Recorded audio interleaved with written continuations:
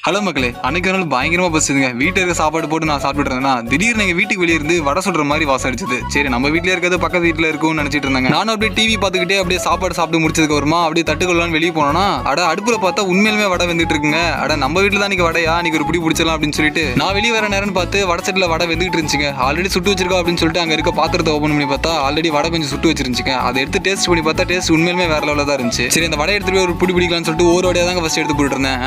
இப்படிலாம் எடுத்து போட்டுருந்தேன் வேலைக்காவது அப்படின்னு சொல்லிட்டு அந்த பாத்திரத்தோடய கவுத்து அப்படியே வீட்டுக்குள்ள எடுத்துட்டு போயிட்டுங்க. அந்த தட்டில் இருக்க வடையை பார்த்தோன்னே எனக்கு ஒரு மைண்ட் செட் வந்துருச்சுங்க. அந்த வடையை ஃபுல்லாத்தையும் அடிச்சு நாக் அவுட் பண்ணாம அந்த இடத்த விட்டு எழுந்திருக்க கூடாது அப்படின்னு எனக்கு தோணுச்சுங்க. உடனே அந்த வடையை எடுத்து போய் சாப்பிட ஆரம்பிச்சிட்டேன். ஒரு கையில சாப்பிட்டா வேலைக்காவது அப்படின்னு சொல்லிட்டு ரெண்டு கையிலே எல்லாத்தையுமே எடுத்து சாப்பிட்டு அந்த வடையை ஃபுல்லாத்தையும் காலி பண்ணிட்டேங்க. அதுக்குள்ளேயே அந்த தட்டில் இந்த வடையை ஃபுல்லா சாப்பிட்டு முடிச்சிட்டு அப்படின்னு தானே கேட்குறீங்க.